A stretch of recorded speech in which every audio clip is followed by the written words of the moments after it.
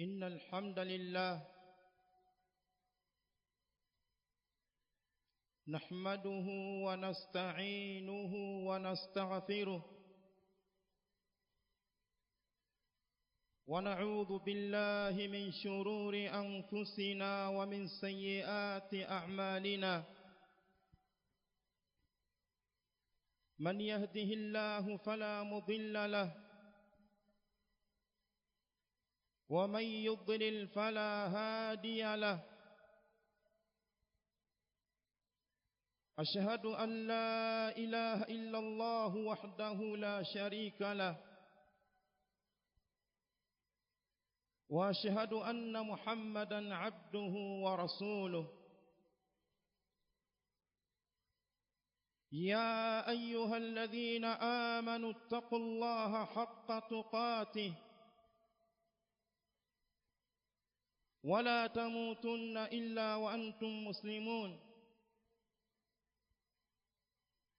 يا أيها الناس اتقوا ربكم الذي خلقكم من نفس واحدة وخلق منها زوجها وبث منهما رجالا كثيرا ونساء واتقوا الله الذي تساءلون به والأرحام إن الله كان عليكم رقيبا يا أيها الذين آمنوا اتقوا الله وقولوا قولا سديدا يصلح لكم أعمالكم ويغفر لكم ذنوبكم ومن يطع الله ورسوله فقد فاز فوزا عظيما أما بعد فإن أصدق الحديث كتاب الله وخير الهدي هدي محمد صلى الله عليه وآله وسلم وشر الأمور محدثاتها وكل محدثة بدعة وكل بدعة ضلالة وكل ضلالة في النار عباد الله أوصيكم وأوصي نفسي بتقوى الله عز وجل watukufu wa Islam na kuhusieni pamoja na kuhusia nafsi yangu katika jambo la kumcha Allah tabaraka wa taala. Kumcha Allah tabaraka wa taala ni sababu ya kufanikiwa kwa Muislamu fi dunya wal akhirah, katika haya maisha ya dunia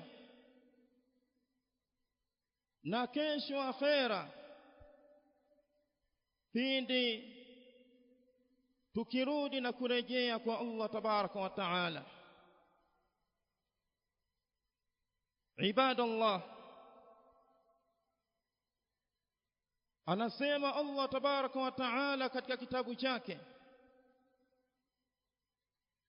qul ta'alu atlu ma harrama rabbukum alaykum alla tushriku bihi shay'a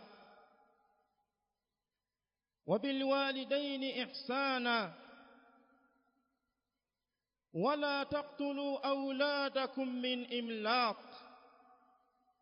نحن نرزقكم وإياهم ولا تقربوا الفواحش ما ظهر منها وما بطن ولا تقتلوا النفس التي حرم الله إلا بالحق ذلكم وصاكم به لعلكم تعقلون. عباد الله، الله تبارك وتعالى katika hii aya ambayo nimeisoma anamwambia bwana mtume sallallahu alayhi wa alihi wasallam awaambie watu qul ta'alu, sema waambie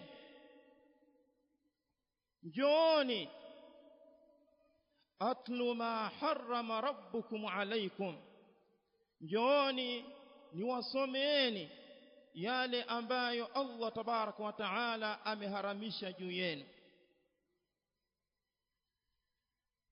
Allah tabaraka wa taala ameharamisha nini?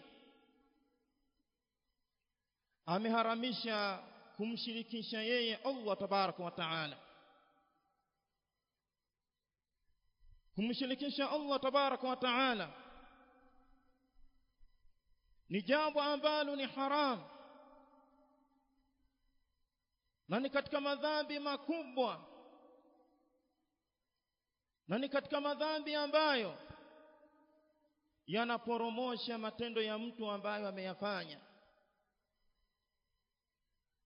Allah tabaraka wa taala anasema walau ashraku la habita anhum ma kanu ya'malun, lao wangemshirikisha Allah tabaraka wa taala,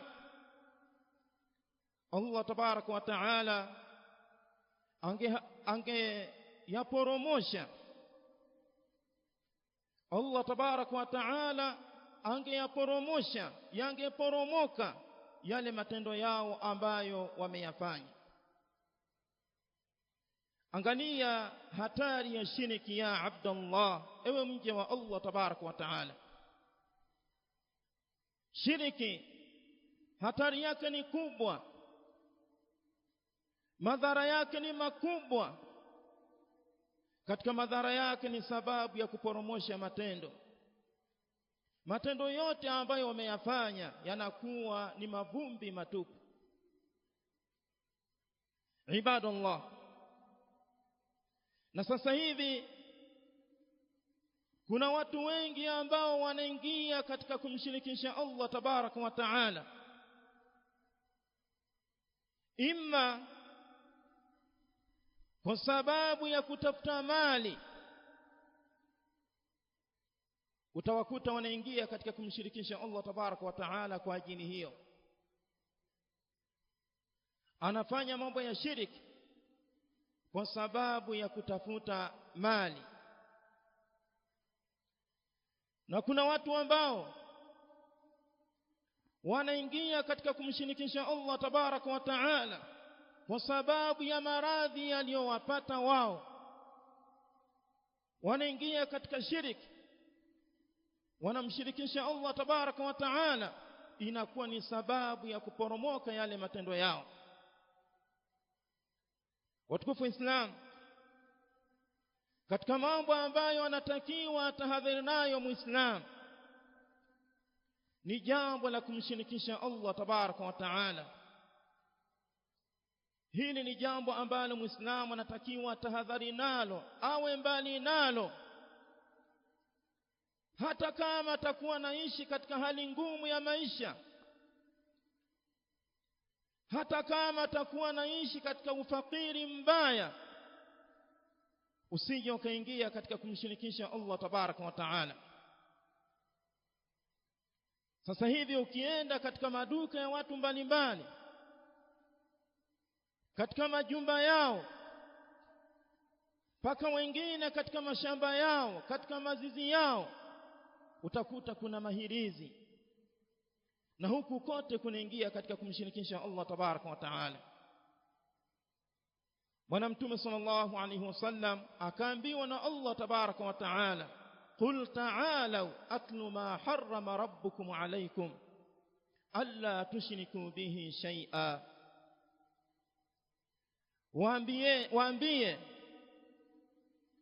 waambie njooni niwasomeeni yale ambayo Allah tabaraka wa taala ameharamisha juu yenu. Allah tabaraka wa taala ameharamisha kumshirikisha. Sawa sawa shiriki ikawa ni nyingi au ikawa ni kidogo, yote ni haramu. Muislamu anatakiwa awe ni mtu mwenye tauhidi, awe ni mtu mwenye kumpwekesha Allah tabaraka wa taala katika hali zote, katika shida, katika raha, katika matatizo, katika neema. Unatakiwa ujipambe na tauhidi. Ukijipamba na tauhidi utakuwa salama katika dini yako, utakuwa salama fi dunya wal akhirah, utakuwa salama duniani na akhera. Ibadallah, jambo la pili, wabiliwalidaini ihsana. Allah tabaraka wa taala amehusia vile vile kuwafanyia wema wazazi wawili. Kuwafanyia wema wazazi wawili, ibadallah, ni katika mambo ambayo yamehimizwa mno katika Uislamu, ni katika mambo ambayo yamesitizwa mno katika Uislamu. Ukiangalia kwenye kitabu cha Allah tabaraka wa taala na katika sunna za bwana mtume sallallahu alayhi wa alihi wasallam, utakutana na dalili nyingi ambazo zinahimiza katika kuwafanyia wema wazazi wawili. Kuwafanyia wema wazazi wawili ni kuwafanyia mambo mazuri, kuzungumza nao kwa kauli nzuri, kuwaheshimu, kuwahurumia, kuwapenda na kuwaombea dua. Haya yote ni mambo ambayo yanaingia katika kuwafanyia wema wazazi wawili,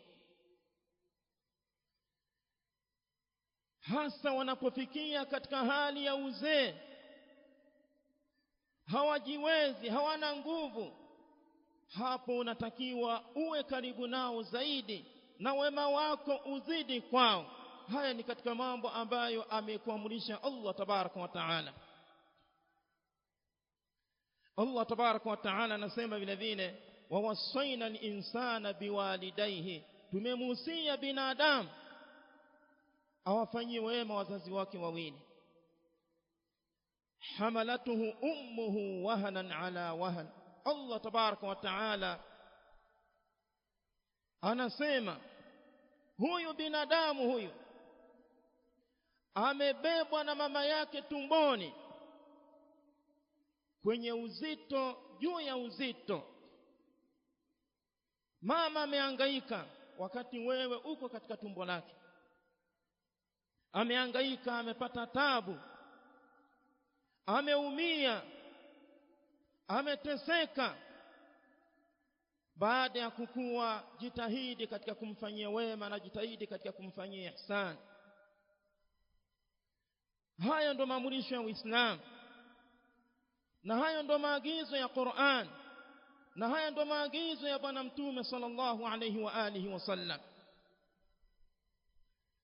Allah tabaraka wa taala anasema vile vile, wala taqtulu auladakum min imlaq, na vile vile msiwaue watoto wenu kwa sababu ya ufakiri, kwa sababu ya hali ngumu mliokuwa nayo. Hii ni tabia ambayo walikuwa nayo Waarabu. Ilikuwa mtu anamuua mtoto wake kwa sababu ana hali ngumu, kwa sababu ana maisha magumu, anaona atakuja kumhudumia nini, anamuua. Hili ni jambo ambalo halitakiwi katika Uislamu. Kwa nini halitakiwi katika Uislamu? Allah tabaraka wa taala anasema, nahnu narzuqukum wa iyyahum, sisi tunawaruzuku ninyi wazazi, wa iyyahum, na hawa watoto riziki yao ipo kwa Allah tabaraka wa taala. Ibadallah, hii inaonyesha nini? Hii inaonyesha ya kwamba Muislamu hatakiwi kuumia kwa kuwa na watoto wengi. Haitakiwi kujisikia dhiki kwa sababu na watoto wengi. Hawa watoto wanaruzukiwa na Allah tabaraka wa taala. hawa watoto mwenye kuwatunza na kuwaruzuku ni Allah tabaraka wa taala, na wao mwenyewe unaruzukiwa na Allah tabaraka wa taala. Katika surati Al-Isra Allah tabaraka wa taala anasema wala taqtulu auladakum khashyata imlaq, msiwaue watoto wenu kwa sababu ya kuhofia ufakiri. Maana yake mtu ana mali anayo, lakini anahofia kwamba akiwa na watoto mali itakuja kuisha, atakuja kuingia kwenye ufakiri, kwenye maisha magumu. Allah tabaraka wa taala akamwambia wala taqtulu auladakum khashyata imlaq, msiue watoto wenu kwa sababu ya kuhofia ufakiri.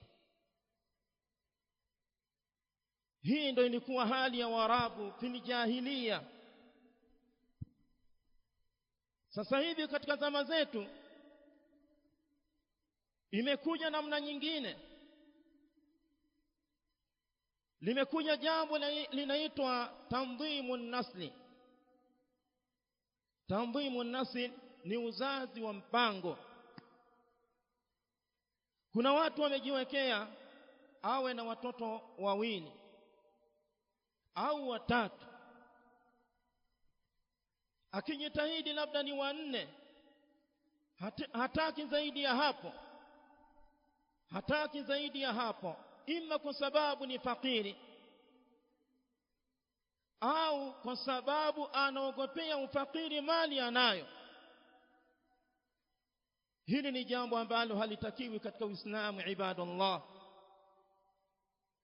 kwa sababu Allah tabaraka wa taala ndo mwenye kutoa riziki.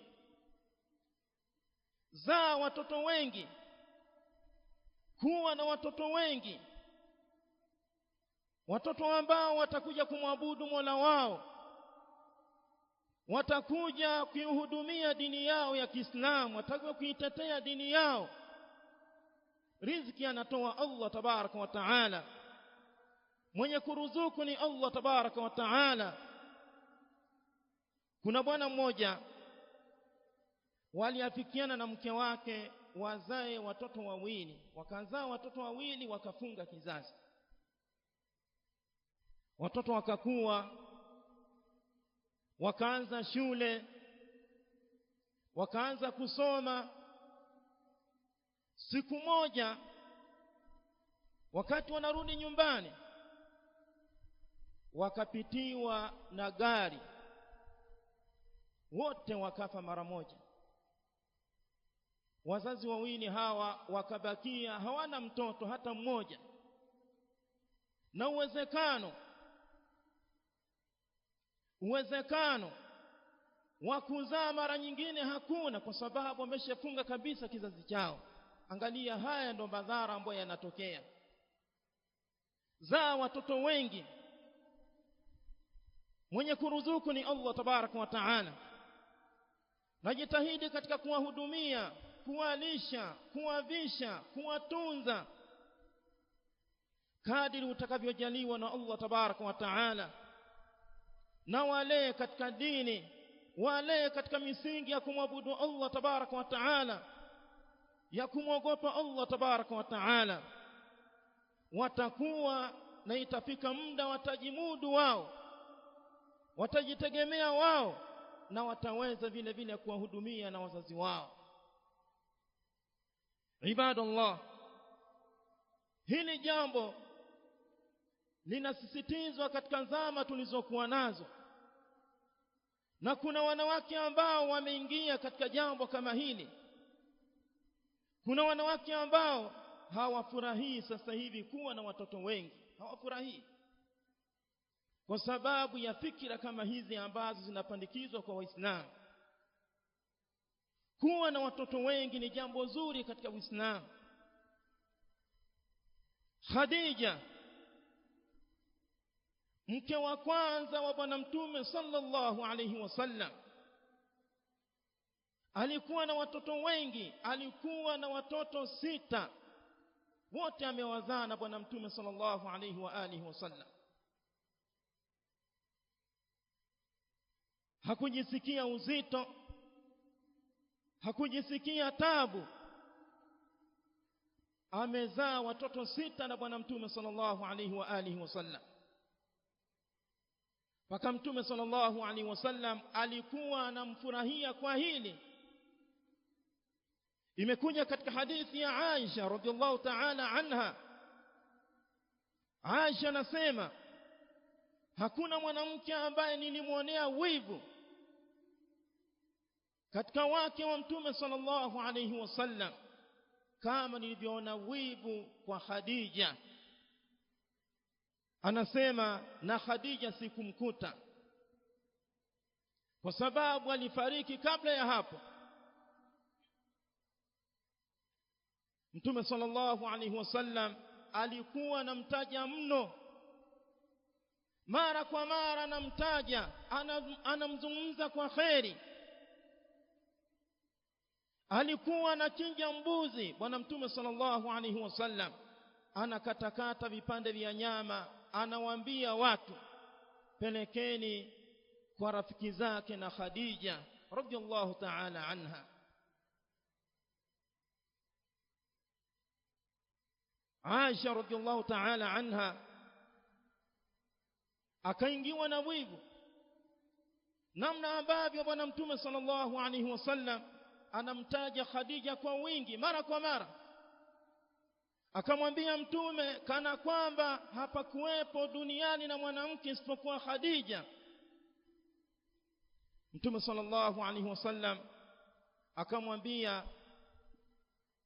innaha kanat wa kanat, hakika alikuwa na alikuwa, anataja yale mazuri yake. Na Allah tabaraka wa taala amenijalia watoto kupitia yeye.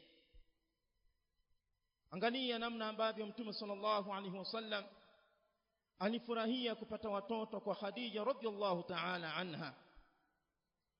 Kwa hiyo mwanamke wa Kiislamu asijisikia uzito azae watoto wengi, na wale na muombe Allah tabaraka wa taala msaidie katika hilo.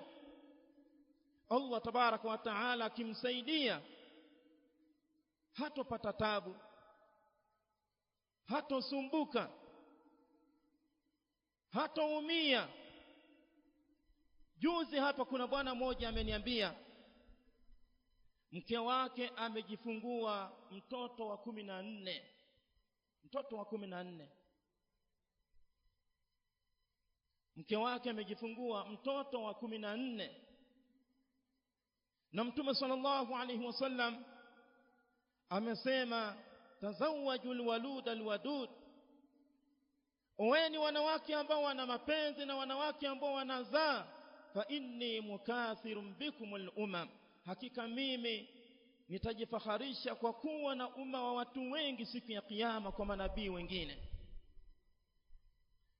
Ibadallah, jambo la uzazi wa mpango ni jambo ambalo linazidi kuenea katika jamii ya Kiislamu. Wanawake wa Kiislamu wanatakiwa wajiepushe na fikra kama hizi, wajiweke mbali na fikra kama hizi. Hata kama wakienda hospitalini wanalinganiwa na wanaambiwa waachane na mambo kama haya. Haya ni mambo ambayo sio katika Uislamu, isipokuwa wanasema ahlul ilmi rahimahumullah ta'ala kwamba inafaa kwa mwanamke kufunga kizazi kama ataambiwa na madaktari ambao ni waaminifu kwamba wewe ukiendelea kuzaa itakuwa ni hatari kwa maisha yako. Kwa sababu hii tu, au inaruhusiwa kusitisha kuzaa kwa muda ili mtoto akue, kama kuna mtoto ambaye ni mdogo. Baada ya hapo safari ya kuzaa inaendelea. Waislamu wanakuwa na watu wengi ambao watakuja kumwabudu Allah tabaraka wa taala. Ibadallah, na anasema Allah tabaraka wa taala wala taqrabul fawahisha ma dhahara minha wa ma batan, msiyakaribie machafu ambayo yamedhihiri na ambayo yamejificha. Machafu ambayo yamedhihiri na machafu ambayo yamejificha, yale ambayo ni mabaya, Muislamu anatakiwa ajiepushe nayo, asiyakurubie. Usikurubie zina, usikaribie ushoga na mengineyo katika mambo mabaya na maovu ambayo ameharamisha Allah tabaraka wa taala. Wala taqrabul fawahisha ma dhahara minha wa ma batan wala taqtulun nafsa allati harrama Allah illa bil haqq, na usiue nafsi ambayo Allah tabaraka wa taala ameharamisha isipokuwa kwa haki. Nafsi ya Muislam si halali kuiua isipokuwa kwa haki. Kwa haki, mfano mtu aliua kwa maksudi, naye anatakiwa uliwe. Labda mtu alikuwa ni mtu ambaye ameoa akazini, akiuliwa anauliwa kwa haki vile vile.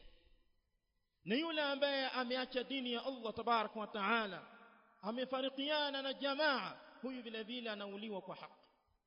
Lakini kinyume na hivyo, hairuhusiwi kumuua Muislamu isipokuwa kwa haki.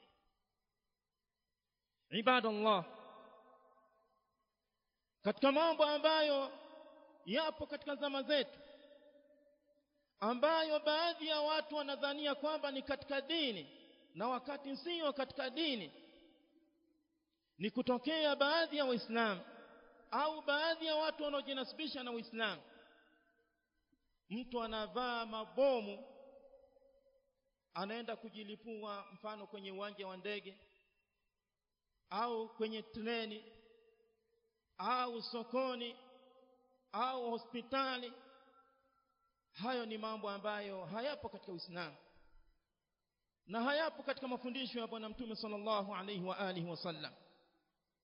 Na Bwana Mtume sallallahu alaihi wasallam hajafundisha na hajaelekeza mambo ya namna hii.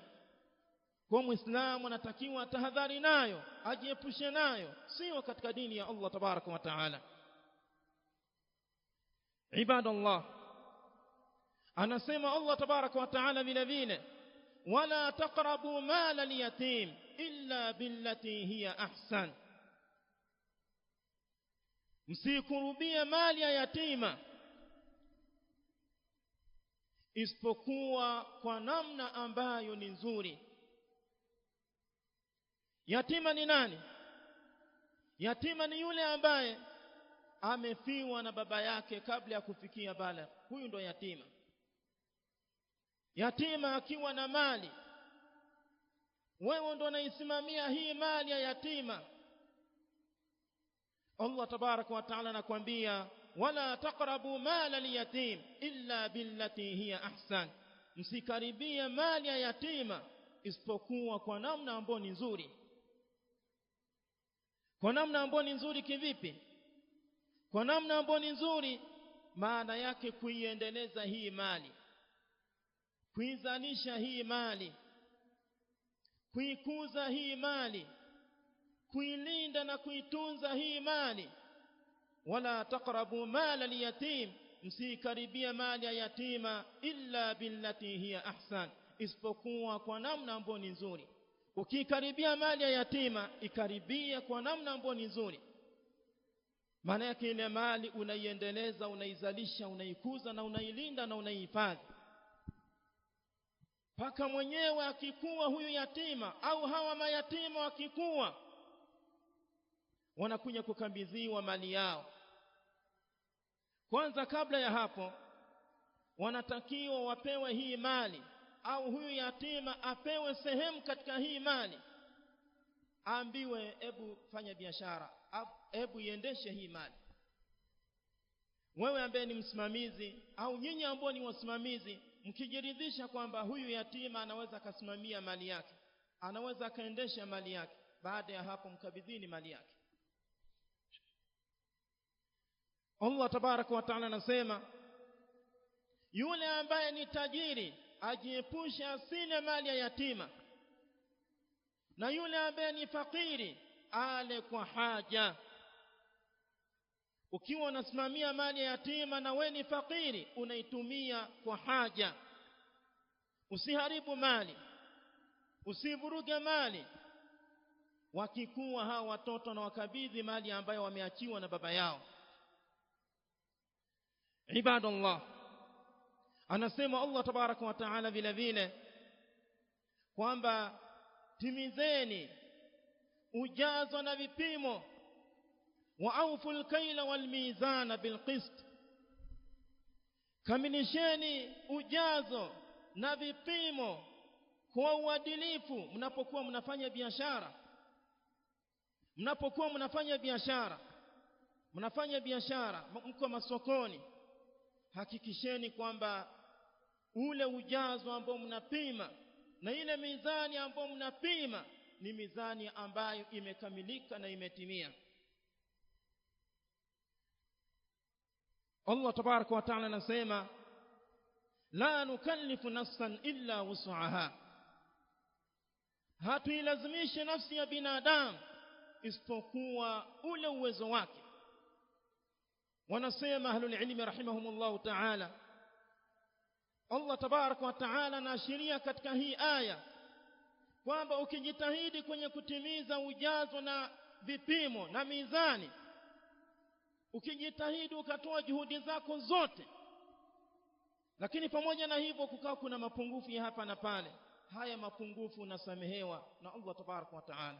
La yukallifu Allahu nafsan illa wus'aha, Allah tabaraka wa taala haikalifishi nafsi isipokuwa ule uwezo wake. Ibadallah, na Allah tabaraka wa taala anasema kwamba mkizungumza, mkihukumu, hukumuni kwa uadilifu.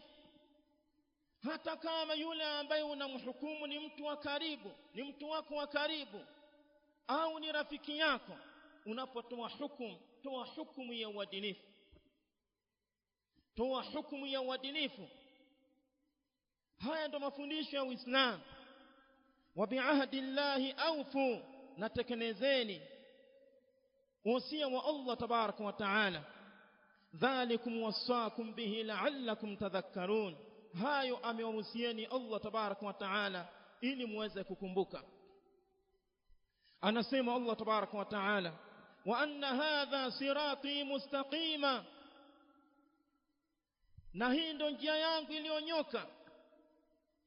Haya ambayo tumehusiwa ndio njia ya Allah tabaraka wa taala ambayo imenyoka. Fattabi'uhu, ifateni hii njia. Wala tattabi'u subula fatafarraqa bikum an sabili, msifate njia nyingine zitawatoweni katika njia ya Allah tabaraka wa taala. Dhalikum wasaakum bihi la'allakum tattaqun, hayo amewahusieni Allah tabaraka wa taala ili muweze kumcha Allah tabaraka wa taala. Bwana Mtume sallallahu alaihi wasallam siku moja alichora mstari mrefu, akasema hadhihi sabilullah, hii ni njia ya Allah tabaraka wa taala, na akachora njia nyingine zinatokea kwenye hii njia, akasema wa hadhihi subul, na hizi ndo njia zinawatoa watu katika njia ya Allah tabaraka wa taala. Akasoma hii aya wa anna hadha sirati mustaqiman fattabi'uhu wala tattabi'u subula fatafarraqa bikum an sabili dhalikum wasaakum bihi la'allakum tattaqun. Maana yake Waislamu wanatakiwa wafate njia ya Allah tabaraka wa taala na njia ya Bwana Mtume sallallahu alayhi wa alihi wasallam, na kufata yale ambayo walikuwa nayo wema waliopita, kufata njia yao, mwenendo wao. Hiyo ndo njia ya Allah tabaraka wa taala. Ibadallah, tupo katika sikukuu ya Eid ya kuchinja, Eidul Adha. Hii ni sikukuu ya Uislamu ni sikukuu yetu, tunatakiwa tufurahi katika mipaka ya Allah tabaraka wa taala. Mtume sallallahu alaihi wasallam siku moja alizungumza akasema, fa inna likulli qaumin 'ida, hakika kila watu wana sikukuu, wa hadha 'iduna, na hii ndio sikukuu yetu sisi waislamu. Tupo katika sikukuu ya Kiislamu, Eidul Adha, idi ya kuchinja. Tuchinje wanyama ambao tumewaandaa kwa ajili ya Allah tabaraka wa taala. Allah tabaraka wa taala anasema, fasalli li rabbika wanhar, swali kwa ajili ya Mola wako na chinja kwa ajili ya Mola wako. Na unapochinja hakikisha ya kwamba unafuata zile adabu za kuchinja. Katika zile adabu, kisu ambacho umekiandaa kwa ajili ya kuchinjia kiwe ni kisu ambacho ni kikali, kiasi ambacho unapitisha tu mara moja umeshamaliza. Kama kitakuwa ni kikali, itakuwa ni sababu ya kumsugua mnyama na kumuumiza mnyama. Mtume sallallahu alaihi wasallam anasema, inna Allaha kataba al-ihsana ala kulli shay, hakika Allah tabaraka wa taala ameandika kufanya ihsani katika kila jambo. Fa idha qataltum fa ahsinul qitla, ukiua vizuri. Wa idha dhabhtum fa ahsinu dhibha, mkichinja chinjani vizuri. Waliuhidda ahadukum shafaratahu, mmoja wenu anoe kile kisu chake vizuri. Waliyurih dhabihatahu, ili aweze kumpa raha yule mnyama. Hii ni adabu muhimu. Na katika adabu vile vile, usimchinje mnyama hali ya kuwa wanyama wengine wako hapo wanashuhudia. Wanasema wanakioni ya kwamba hii ni sababu ya kuwaumiza mara mbili. Wanaumia, wanaona mwenzao wanachinjwa na wao vile vile wanasubiria. Usinoe kisu au panga mbele ya wanyama, hii inaumiza vile vile. Na wakati unachinja mwelekeze mnyama kibla, sema bismillah, Allahu akbar, unachinja kwa ajili ya Allah tabaraka wa taala. Na haya yote ni mambo ambayo ameyafanya bwana Mtume sallallahu alaihi wa alihi wasallam. Imekuja katika hadithi ya Anas radhiallahu ta'ala anhu, anasema Mtume sallallahu alaihi wasallam alichinja kondoo wawili ambao walikuwa ni weupe wana rangi nyeupe na wana rangi nyeusi, aqranaini, wenye pembe. Dhabahahuma biyadihi, Mtume sallallahu alaihi wasallam aliwachinja kwa mkono wake yeye mwenyewe. Wasamma wa kabbar, akasema bismillah na akasema Allahu akbar. Wawada'a rijlahu ala sifahihima, na Mtume sallallahu alaihi wasallam akaweka mguu wake katika shingo ya yule mnyama kwa ajili ya kumdhibiti na kumchinja vizuri.